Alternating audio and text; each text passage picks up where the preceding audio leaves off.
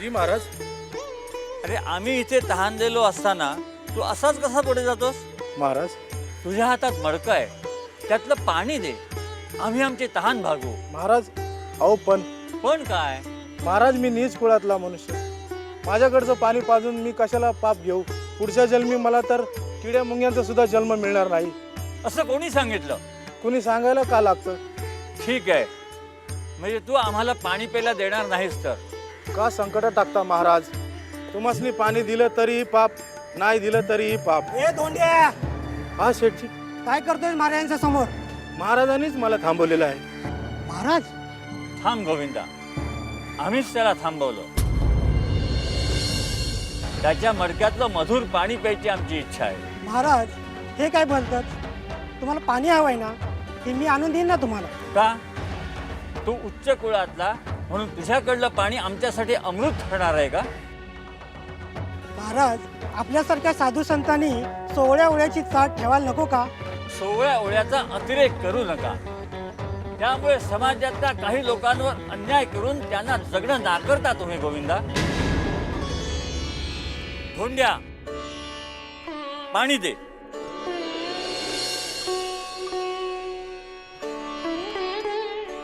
थांब गोविंदा, तो आत्ता त्या जमिनीवरनं चालतोयस, त्या जमिनीवर धोंड्यासारखी असंख्य माणसं चालतायत. मग त्यातनंच का जमिनीवरून चालणं? का चालतोच हवेतनं? पण तेही शक्य नाही. तुझ्यासारख्या कर्मठाने श्वास देखील घेता कामा नये, कारण या मोकळ्या हवेत देखील धोंड्याचा श्वास मिसळलेला आहे. महाराज चल जा, निघ.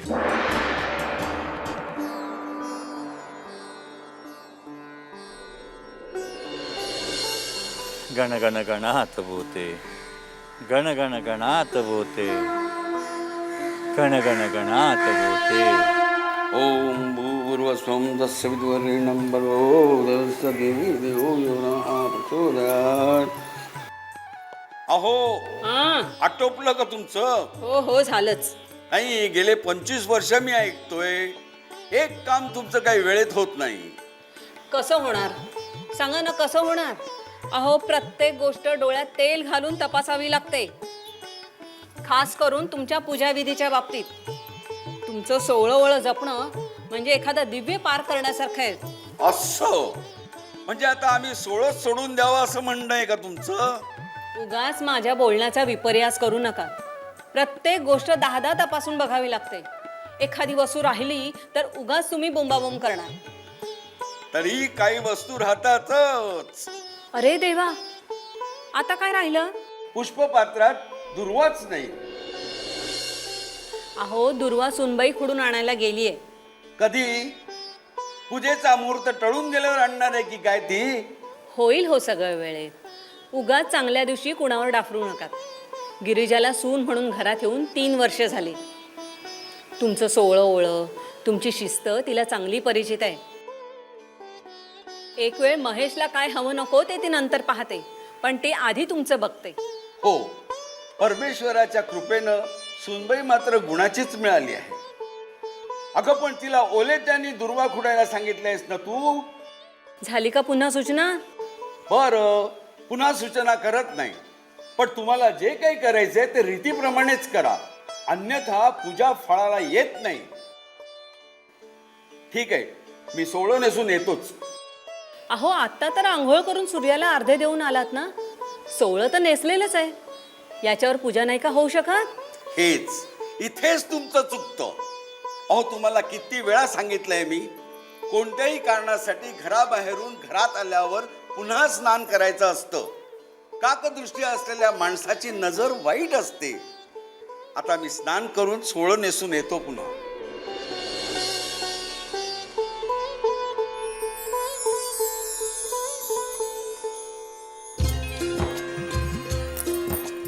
काय झाली का सगळी पूजेची तयारी? हो, मगाशी आईंकडे ओल्या त्यानं दुर्वा खुडून दिल्या. बाकी जवळपास सगळी कामं आईंनीच केली आहेत. धार्मिक विधींबाबतची कुठलीही कामं आईच करतात. नेहमी म्हणतात की उगाच काही राहिलं तर सासरेबुवांचा ओरडा खावा लागेल. मलाच करू दे काम.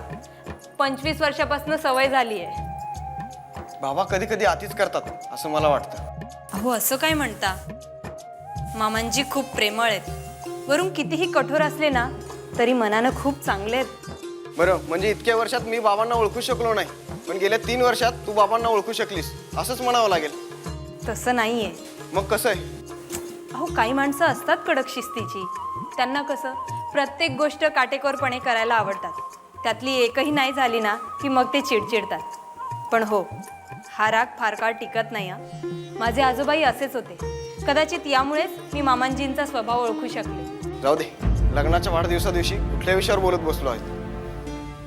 गिरिजा, मला एक सांग, तू माझ्याशी लग्न करून खरंच खुश आहेस ना? हे काय विचारणं झालं? तुमच्यासारखे पती मला लाभलेत. आईबाबांसारखं प्रेम करणारे सासू सासरे लाभलेत. याला मी माझं भाग्य आणि गजानन महाराजांची कृपा समजते. मी खूपदा तुझ्यातून श्री गजानन महाराजांचं नाव ऐकलं, पण त्यांच्या दर्शनाचा योग कधीही जुळून येत नाही. खरं सांगू, माझ्याही मनात हेच होतं की आपल्या लग्नाच्या वाढदिवशी शेगावला जाऊन गजानन महाराजांचं दर्शन घ्यायचं. मग सांगितलं का नाहीस? गेलो असतो ना आपण. कसे गेलो असतो? पाहत नाही आहात का? घरात पूजा व्हायची आहे, होम व्हायचा आहे. बाबांनी ना घराचं देऊळ करून टाकले. बाबा आती करतात म्हणतो ना, ते याचसाठी. अहो कसे आहात तुम्ही? तुम्हाला स्वतःच्या वडिलांचे गुण का दिसून येत नाहीत? अगं गिरीजा, पण बस पुरे आता. मामांजी आणि सासूबाई आत काम करतायत आणि आपण काय इथे गप्पा मारत बसलोय? मी सासूबाईंकडे मदतीला जाते. तुम्ही या, पूजेची वेळ झाली.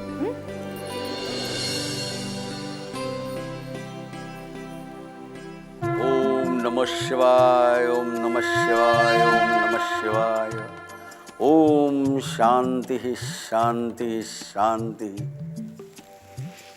अशी सागर संगीत पूजा झाल्यावर मनाला कसं प्रसन्न वाटतं. बाबा, मला तुमचं फार कौतुक वाटतं.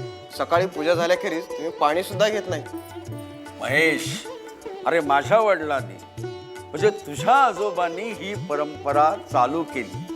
ती मी फक्त जतन केली.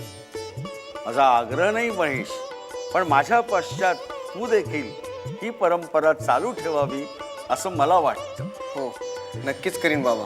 महेश, ग्रहलक्ष्मीने आपल्याला चांगली साथ दिल्याशिवाय हे शक्यच होत नाही. तुझ्या आईनी आम्हाला आजपर्यंत अशीच साथ दिली आहे आणि आमची सुनबाई तुला ती साथ देईल अशी आम्ही आशा करतो. नक्कीच मामांजी, मी तक्रारीला जराही जागा ठेवणार नाही. लग्न करून या घराचं माप जेव्हा ओलांडलं ना, त्या क्षणापासनं या घरातल्या चालीरीती माझ्या झाल्या. तुम्ही घडवलेले संस्कार आयुष्यभरासाठी आमच्यासाठी आदर्श राहतील. आणि हो, हेच आदर्श आम्ही तुमच्या नातवंडांसमोरही ठेवू. वा सुनबाई वा, छान. गिरिजा, आमचा नातू जागा झाला का नाही? भूक लागली म्हणून जागा झाला होता. पोट भरलं तसा पुन्हा झोपी गेलाय. हे चालायचं नाही सुनबाई. महेश वर्षा 1.5 वर्षाचा असतानाच मी त्याला शिस्त लावली होती. पुन्हा वर येईपर्यंत महेश कधी झोपलेला मी पाहिला नाही. मी कुमारला उठवते. आज तुमच्या लग्नाचा वाढदिवस आहे. त्यानिमित्तानं आपल्या घरात आज होम हवन होणार आहे. 5 ब्राह्मण घरी यायचे आहेत. त्याआधी आपल्या गावाच्या पुरातन शिवमंदिरात जाऊन आपण शंकराचं दर्शन घेणार आहोत. अभिषेकही करणार आहोत. सुनबाई, हो, कुमारला उठव, त्याला नाव माफू घाल. सगळ्या गोष्टी कशा वेळच्या वेळी झाल्या पाहिजेत. हो मामांजी.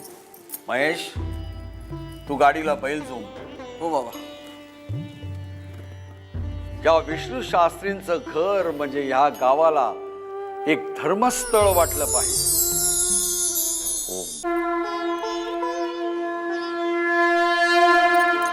महाराज, माझ्या लेकीच्या लग्नाला आज 3 वर्ष झाली. तिची खूप इच्छा होती आजच्या शुभदिनी तुमचं दर्शन घ्यावं. पण संसार म्हटला की हे सगळं आलंच. आपल्या माणसाचं करण्यातच आपला खूपसा वेळ जातो. प्रपंचात पडल्यावर प्रथम आपली कर्तव्य पार पाडावीत आणि नंतर मग इतर गोष्टी. तरी गिरिजाला सतत तुमचा ध्यास लागलेला असतो महाराज. हेच तर खरं तुमच्या श्रद्धेचं आणि भक्तीचं लक्षण आहे. तुम्ही कुठेही असलात तरी गुरुच्या सान्निध्यात तुम्ही आहात अशी सतत जाणीव तुम्हाला होत असते. कारण तुम्हाला जसा गुरुचा ध्यास लागलेला असतो तसं गुरुलाही तुमचा ध्यास लागलेला असतो. महाराज, आपल्या कृपा आशीर्वादाने सारं काही उत्तम आहे. सुख माझ्या लेकीच्या पायाशी लोळण घेत आहे. हे सुख चिरंतन टिकून राहावं यासाठी मी तुमच्या चरणी प्रार्थना करते महाराज. मुली, संसार प्रपंच म्हटला की सुखासोबत दुःख यायचं, कारण ते अटळच आहे. महाराज, जसं दिवसानंतर रात्र आणि रात्रीपुढे दिवस अटळ असतं, तसंच सुखदुःखाचं असतं. जसं कडुलिंबाचा पाला चावल्यानंतर जिभेवर गुळाचा खडा ठेवला की गोडीचं महत्त्व कळतं, तसं दुःखाची झळ सोसल्यानंतर येणारं सुख माणसाला सुखाचं महत्त्व पटवून देतं.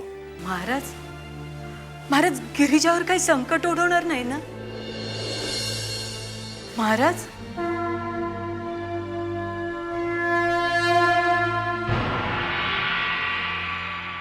अहो, आटपलं का तुमचं? अहो चला लवकर, वेळ होतोय. चला चला. हो आले. हे काय? आणि तुम्ही एकट्याच आलात? महेश आणि सुनबाई अजून तयार नाही झाल्यात? कळत कसं नाही या मुलांना? प्रत्येक गोष्टीला एक मुहूर्त असतो. आता अभिषेकाचा मुहूर्त टळून गेल्यावर का आपण देवळात जायचंय? अहो पण मी काय सांगते ते ऐकणार आहात का जरा? आता काय सांगताय? घोटाळा झालाय. काय आपली सून रजस्वाला झालीय. काय? हो, आता ती मंदिरात येऊ शकणार नाही. हे असं भलतच काय घडलं? ब्राह्मणांकरवी आपल्या घरात होम व्हायचा असतानाच अशी स्त्री घरात असणं म्हणजे शिव शिव शिव शिव. सुनबाईला सांगा, घराबाहेर झाडाखाली जाऊन बस. घरातलं देव कार्य पूर्ण होईपर्यंत तिची सावली या घरावर पडता कामा नये. ओ बघत काय उभा राहिलात? जाऊन सुनबाईला सांगा, ती घराबाहेर पडली म्हणजे गोमूत्र शिपून घर मी शुद्ध करून घेतो. पण मी काय म्हणते, काय म्हणते आता? मी देवळात नाही आले तर चालणार नाही का? म्हणजे आमची पत्नी हयात असताना आम्ही बाजूला सुपारी ठेवून अभिषेक करावा असं वाटतं का तुम्हाला? तसं नाही. तुम्ही सुनबाईला घराच्या बाहेर बसायला सांगितलं. आपण तिघं मंदिरात जाणार, मग त्या बाळाकडे कोण थांबणार? ऐका माझं, तुम्ही आणि महेश अभिषेक करून या. मी थांबते बाळाजवळ. हो पण बाळ झोपलंय ना अजून. हो ना. मग तो उठेपर्यंत आपण परत येऊच. अहो पण पुरे, आता चर्चा नको. तिला जाऊन सांगा घराच्या बाहेर पड, मला घर पवित्र करायचंय. जा लवकर.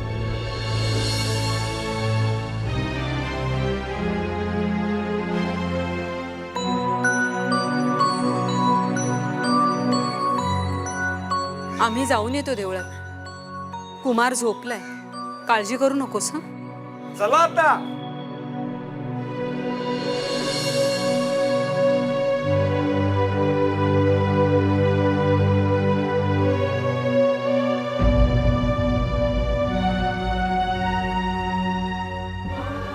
माझं बाळ जागं झालं असेल तर त्याच्या अवतीभवती कुणी नाहीये. आज आमच्या लग्नाचा 3रा वाढदिवस. घरात विशेष देवकार्य व्हायचं असतानाच मी केवढी अभागी आहे मी.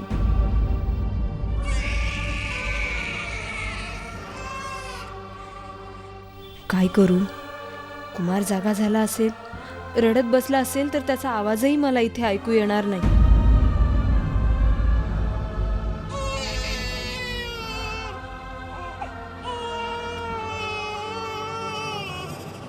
स्त्रीला मातृत्व बहाल करण्यासाठी निसर्गानं जी योजना आखली आहे ना, त्यानुसार मी. पण हा माझा गुन्हा ठरतो का? माझं बाळ कुमार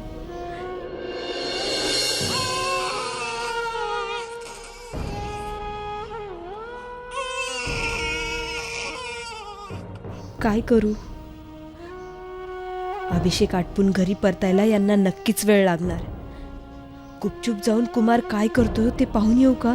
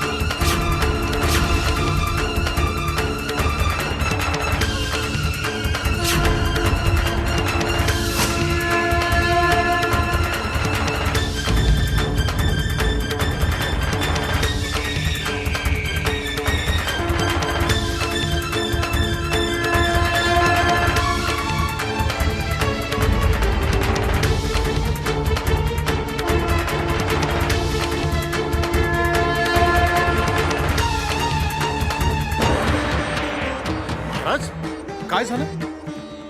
गिरिजाला कुणीतरी सांगायला हवं. गिरिजा ही कोण महाराज? हा काळ तिच्यासाठी बरा नाही. तिनं जपायला हवं. लहान बाळासाठी आग ती आगच, मग ती चुलीतली असो वा समईतली.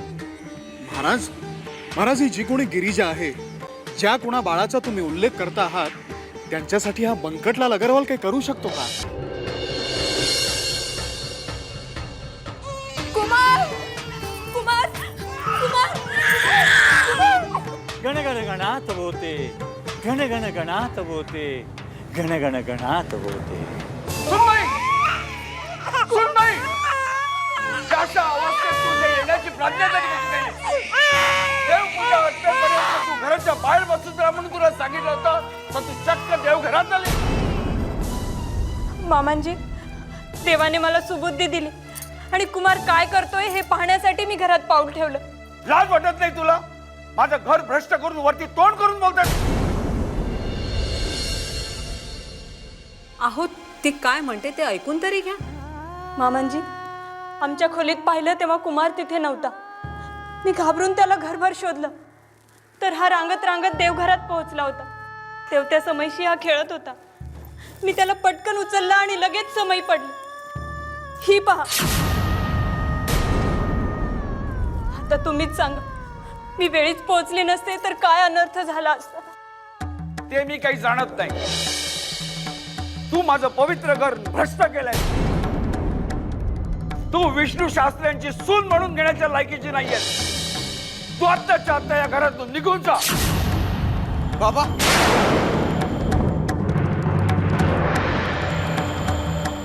बायकोची बाजू घेऊन बोलू नकोस. तुझीही काही करणार नाही. जी व्यक्ती धर्माचरण सोडून माझ्या घरात अनाचार करते, त्या व्यक्तीला माझ्या घरात स्थान नाही.